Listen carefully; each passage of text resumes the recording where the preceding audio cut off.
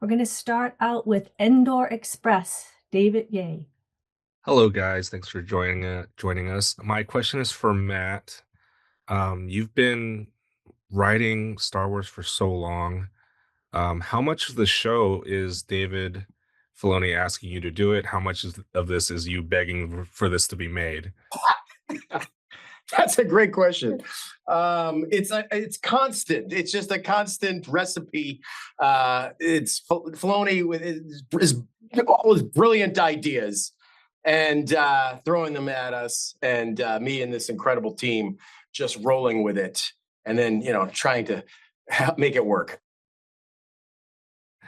Thank you. I loved it. So it was fantastic. Oh, thank you. Yeah. All right, next up from Fangirls Going Rogue, Trisha Barr. Hi, my question's for Athena. Through all this time, Star Wars' animation's been improving and trying to get better. What was something you wanted to improve or learn through this show? I've been wanting to improve the body mechanics. So the first thing we did was go into the rigs to see what additional pivot points and blend shapes were necessary to give each character their own personality. I also wanted to upgrade the facial animation. We were lucky to have Sam Witwer be open to us recording him. He would actually drive from LA to here, and we would video reference his face. We wouldn't do mocap, but we would pass off that information to our internal animation team and to our CGCG animation team to try to get the emotion and nuances to come through in the character. So that was a lot of fun to do, and I'm glad we were able to do it. All right, next up we have Kerwin from Father Son Galaxy podcast. Hello, this is Kerwin and Keith of Father Son Galaxy. Hey guys, good to see you. Good to see you. Thank you. My question is for all three of you. Could you tell us about the look of Janix and what were your inspirations for the city's landscape? Yes. Our inspiration for the city landscape was an artist by the name of Jeremy Mann, as well as the film Blade Runner, to try to get that pulpy, painterly brush stroke look. We actually would do oil on canvas matte paintings, shoot those and composite them to give it that type of feel. It's so cool. It's so fun. Yeah, a lot of Sid Mead from Blade Runner we were looking at. One big thing we wanted to do is make sure that it didn't look like Coruscant, make it feel very different and vibrant and be a character of its own as we go to different lower depths of the city and strange new areas. And it's fun. It's a really cool place. And create fun set pieces for all the wild roller coaster action that we have. Next up from Full of Sith, Brian Young. Hey, it's Brian from Full of Sith. Hey, Great. One thing I wanted to ask, really all of you is, Star Wars is very much part of this legacy of storytelling about really hopeful stories about people overcoming evil, and we have a show about a character who's sort of known for being evil, and this show managed to thread a needle of maintaining hope while centering Darth Maul, and I'm wondering what conversations there were behind the scenes about threading that needle and how carefully you paid attention to that and how that construction happened. Hope. I mean, Filoni would always say when we're working on these projects to always incorporate hope into what you do, to bring some light to darkness. So even though he's a villain, there's some ways to resonate with the fact that there are mistakes that are made, the fact that there was loss of family in his childhood and all. And even though he's seeking revenge, it is something that you don't empathize with the revenge, you just empathize with the fact of how much he lost. Yeah. And we have some really interesting new characters to contrast against that darkness. We like to say the hope will shine brighter against darker darkness. And this show is a great example of that. Devin, played by Gideon Adlon, Captain Brander Lawson, played by Wagner Mora, are really, there's so many characters, but those two in particular, they have their own agendas, but they're the good guys. They're trying to fight against the evil. So how we filmed that, how we wrote that, how we had the musical cues played to that was a big thing. We talked about it constantly. Yeah, it's been a constant challenge, but we've been threading that needle nonstop to craft this series. All right, next up, we have the outlet Sky Talkers. One, either Charlotte or Caitlin's going to have a question for us. Hi, I'm Charlotte from Sky Talkers. Thanks so much for chatting with us today. It's such a Hi. privilege to chat Hi. with you. Thank you. Thanks. What can you tell us about the creation of our new character, Devon, and the process of developing her story alongside Maul's during this time period? Was she always going to be a former Jedi? It's interesting you say that. We did have quite the evolution for that character at one point.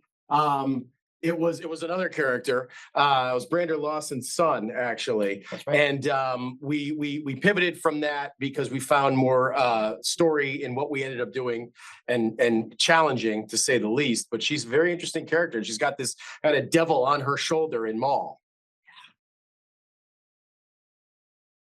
All right, next up, from Skywalking Through Neverland. This is Sarah. Hey, or Richard. I'll take this one. Bright suns, everyone. Oh, bright suns, except if you live on Janix. One of the standouts of the series so far is this watercolor aesthetic. At what point in the development of the series did you decide to use this visual style? Pretty much in the very beginning, we talk about the aesthetic that we want to move the show into. Pretty much at the same time as we're developing in the writers' conference, there's sketches that are being made. We're talking about what films influence us, what painters, artists influence us. So those discussions are up front because you kind of have to have an idea of what aesthetic you want to move towards to make sure you stick within parameters. Yeah. And one thing to that, Dave told us early on, he wanted to see the hand of the artist in frame.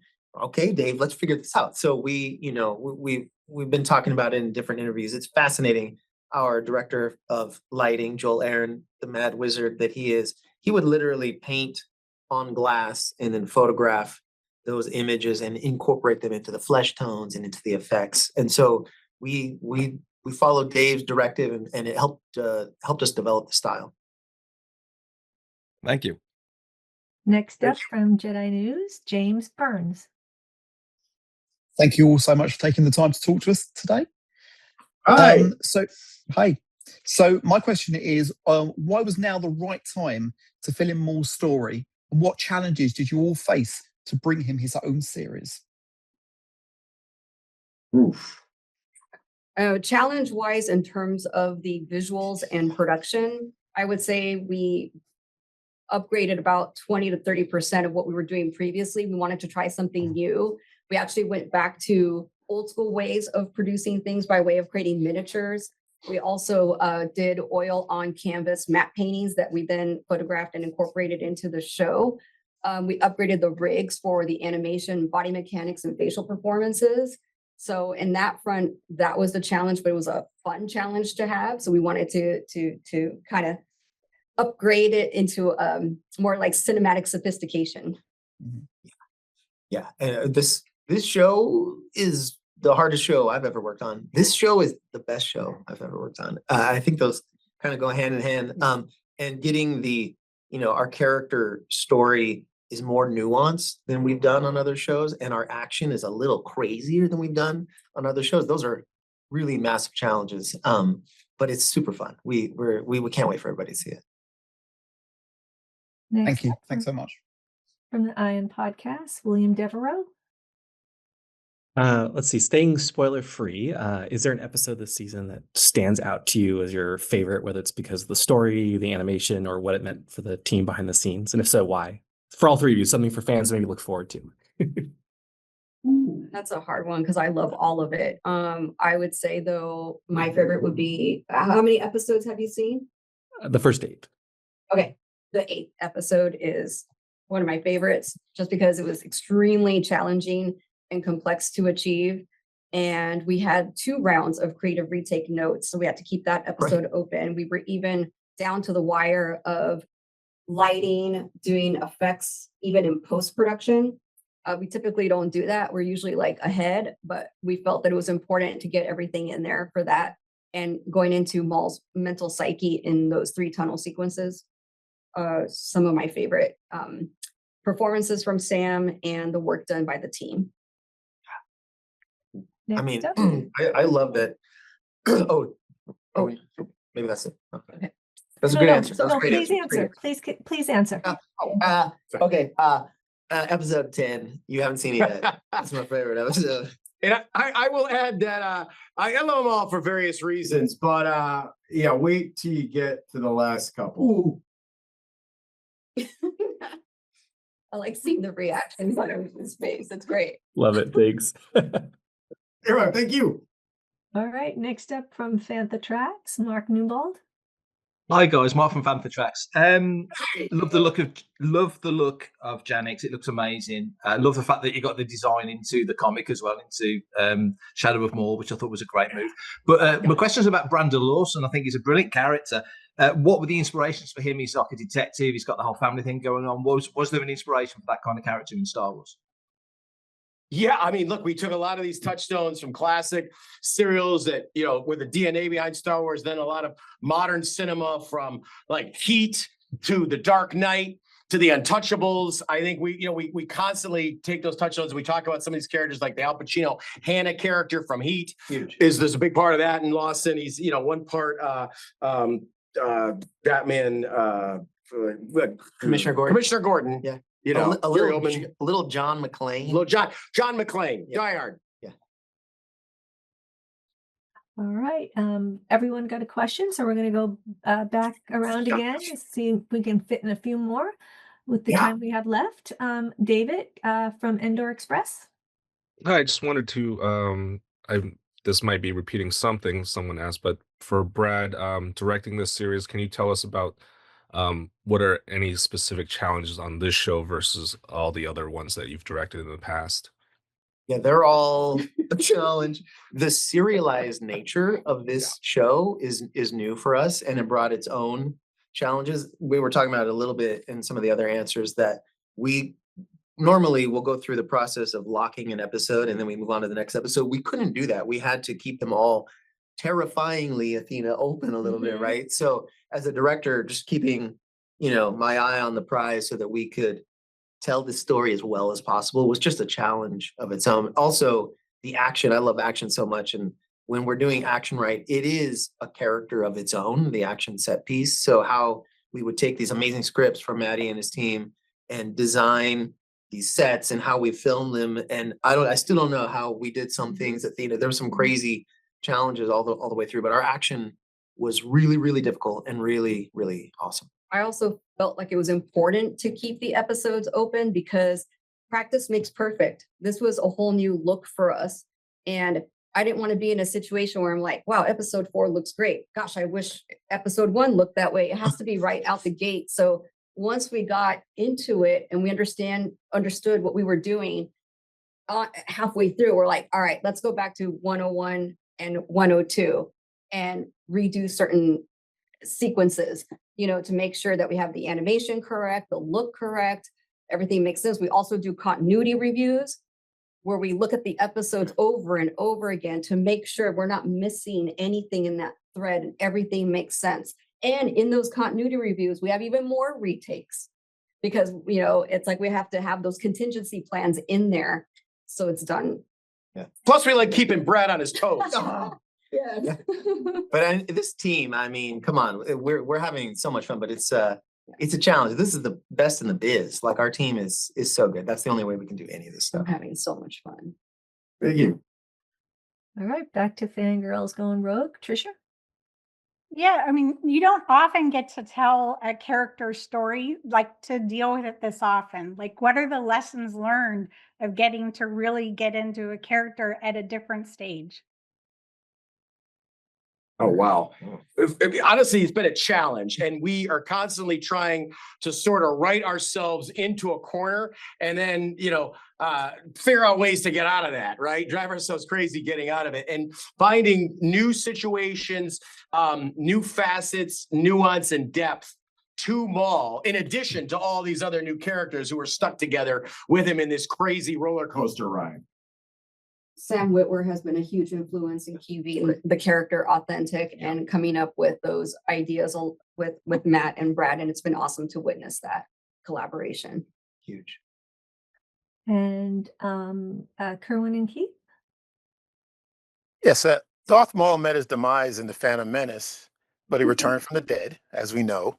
But since then, he's had several fascinating stories featuring Maul. Why do you believe Maul is so popular with Star Wars fans after more than 25 years? The mystery of Yeah. Maul, even as fans, when we first saw Phantom Menace, who is this guy? What is going on? And the fact that George and Dave and Maddie and Athena brought him back in the Clone Wars, I think the mystery of him is so tantalizing. And everybody loves a bad boy. Come on. He's so charismatic. And his wardrobe's awesome. His wardrobe is And his wardrobe, his boots. His boots. Okay, Brian Young, full of Sith, back to you, please. Athena, this is a lot for you on the production side. After 20 years of Lucasfilm animation, every season of every show seems to take a light year forward in sort of quality of production animation. How much of that comes from just how much you all have been able to produce over the years? Like, how much are you able to reuse from show to show? Does that affect the look of things? Like, how much are you able to build because you've been building it for 20 years? It's a very good question. We try to reuse a lot, but there comes a point where you have to ask yourself, do you want to start from scratch or do you want to Frankenstein something? And sometimes when you Frankenstein something, it takes a lot more time and a lot more budget to get it to that point that you want to get it to. That's why we do a lot of development. I created a system called Waves, where you have, like, how can I say this so that it's understandable? Like 3 sets of design waves to equal a pilot of a script, because the pilot is going to be the first episode where you build the entire environment, all your characters, all the props, the vehicles, the projection mats, everything that you need. You can't just do that within 6 to 8 weeks, which is the time frame you get for one episode to design. So you get like 3 waves of 12 weeks to build an entire universe. There may be times where you can go to a particular grayscale like model and not use the textures from like Rebels or from Clone Wars and then retexture it to get that painterly look. But it's we rather do it from scratch to get it right. Plus the technology changes. There's different like versions of Maya out there, like Houdini and all of that we have to use. And we also have our internal proprietary tools that we utilize as well.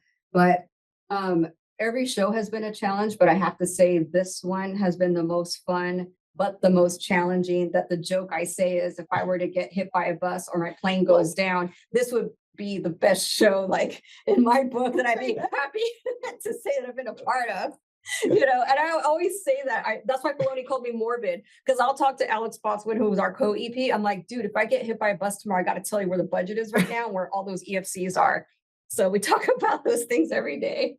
Keep her away from buses. No buses. No buses. No buses and planes. And No planes. I just got to say, Athena is the best producer I've Oh, ever yeah. worked with. Oh. The best in biz. Best. And there's no way we can dream up all kinds of crazy stuff. And we do.